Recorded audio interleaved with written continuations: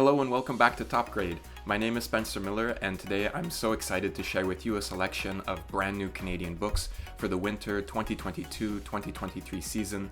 Today we are focusing on early reader books and I'm so excited. These books are going to inspire so many young readers on their reading journey. I can't wait to share.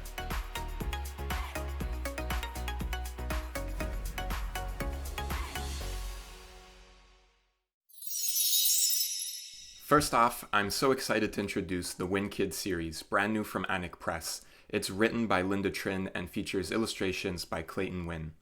This series follows the siblings in a Vietnamese-Canadian family, and it celebrates everything that has to do with Vietnamese culture. Food, celebrations, traditions, and holidays are all a part of the storytelling. One of my favorite details is also that each of the siblings in the family are named after a beloved character in Canadian children's literature. So you have Jacob, who's named after Jacob Tutu, Liz, who's named after the princess in The Paper Bag Princess, and of course Anne with an E, who's named after a favorite from Green Gables. In this first book, The Secret of the Jade Bangle, Anne is gifted a beautiful jade bangle that once belonged to her grandmother. Anne is missing her grandmother very much, who has recently passed away. The bangle has a secret power that helps to connect Anne with her grandmother, and her grandmother's spirit comes to visit Anne and teach her old family recipes and teach her about Vietnamese culture in ways that give Anne the strength to stand up for herself when she starts to face some discrimination and bullying in her ballet class. The book deals with themes of racism and allyship and friendship with expertise. The strong, engaging writing really shares an important message about empathy, identity, and self-acceptance. The great thing is that the first book and the second book of the series released simultaneously at the same time. So when readers finish this one, they already have something else to look forward to. I can't wait to see where the rest of the series goes. My Sister's Girlfriend by Rebel Mountain Press is written by Gail Marlene Schwartz and Lucy Gagnon. This book felt very reminiscent to me of a Judy Blume novel, with its young and relatable and likable protagonist who is growing up with all of the pains and anxieties of adolescence and confused by some of the things that are going on in the world and in her life. It also tackles the big and important theme of LGBTQ acceptance. In the story, fifth grader Talia is having a hard time adjusting to change after losing her mom to cancer just a short while ago. And just when things are starting to feel like a new normal, her big sister Jade starts dating a girl named Emily, and everything feels different again. But with the help of her therapist, her friend Carmen, her dad, and her sister, Talia learns that love has many faces and that while some things change, other things never do. This is an honest and heartwarming story that will help children to understand the coming out process of those they love and teach young readers how to be an ally to their LGBTQ friends and family. This book is a great way to start a discussion in your classroom about how to be an ally and how to be a friend. Our next book is The Case of the Rigged Race, published by Second Story Press and written by Michael Hutchinson. This is part of the Mighty Muskrat Mystery Series, a series I was introduced to last year and was so excited to revisit with this latest book. I have high praise for this series. The classic sleuthing stories remind me of my favorite detective and mystery books from when I was a kid, and it includes excellent representation of a happy and successful Indigenous community with strong family relations and cultural practices. In this latest adventure, the Mighty Muskrats, a team of 4 cousin detectives, are back in the chill of winter to solve a mysterious whodunit involving a frightening accident at a dog sled race. Hutchinson does a great job of weaving together a mystery story that'll keep young readers engaged while teaching them about cultural practices such as sled dog races, bushcraft, and a flower carrying competition. If your readers enjoy it, and I know they will, make sure to check out the other books in the series.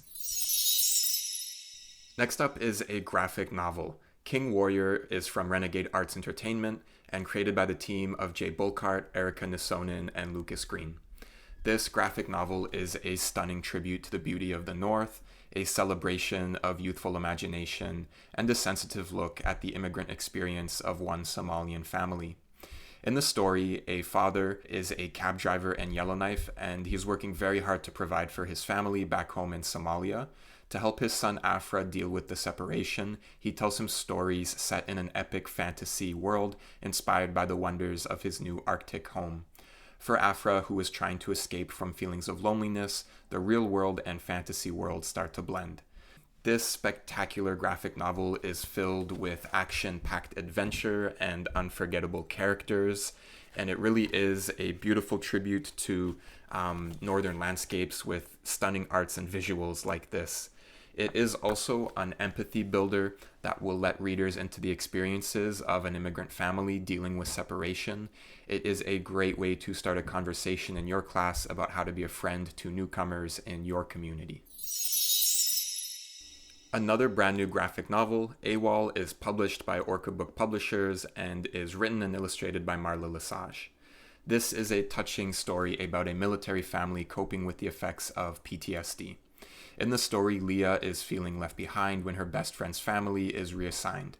To make matters worse, Leah's mother has just left for training, leaving Leah at home with her father, who has just returned from deployment.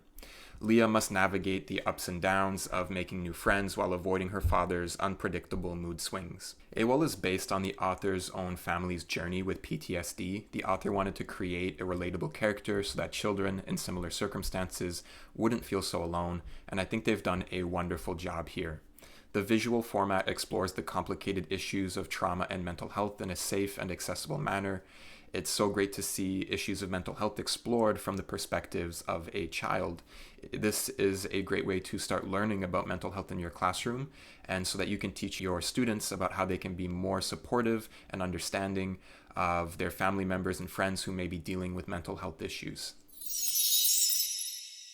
Next up is a nonfiction title. Superpower, The Wearable Tech Revolution is from Orca Book Publishers, written by Elaine Kachala, with illustrations from Belle Withrich. This is an awesome STEM title for young readers. It introduces them to the field of wearable technology, its origins, its key inventions, and applications in society now and in the future. I like the way that the book highlights inventors, designers, engineers, scientists, and young people who are navigating at the forefront of this tech movement.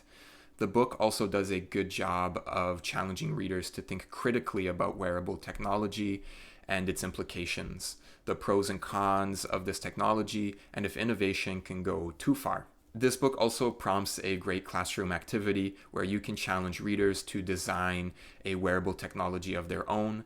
The limits of wearable technologies really do feel endless, so it would be really interesting to let your students be creative and see where they go with this idea. Our last title today is another nonfiction title, this one from Pajama Press.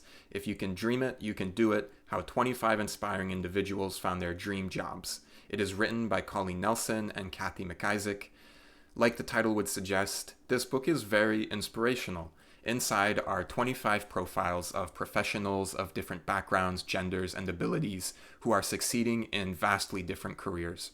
Readers will learn what it takes to become a stunt person, a mathematician, a barber, a marine biologist, a human rights lawyer, a play-by-play announcer, etc., etc. There are so many interesting careers to learn about in this book. The profiles are really well put together and include helpful and practical information. And I like that the book highlights different types of job education, including university, college, trade school, apprenticeship, specialized training, and self-directed learning. The book teaches really invaluable lessons to our young readers that your career may be something you're already dreaming about or something you've never even heard of, and challenges them to think outside the box because there are so many different paths to a dream job. No matter what, success means feeling happy with the work that you do. The book can certainly inspire students to do more research into their own dream jobs and learn about the professions and people who are succeeding in the fields that they're most interested in. So after reading, give them the time to explore their own interests and come up with a career path for their own dream job.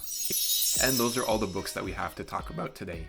On behalf of the Association of Canadian Publishers, thank you so much for watching. We love hearing from you. We hope that you will follow along with us online, subscribe to our YouTube channel, so that you can continue hearing about awesome Canadian books for your classroom. We also want to give a big thank you to Ontario Creates for their continued support of the Top Grade program. Visit the new and improved topgradebooks.ca to watch more videos, to see and download book lists, to explore books by grade level, check out blog posts with reading and classroom activities, and more.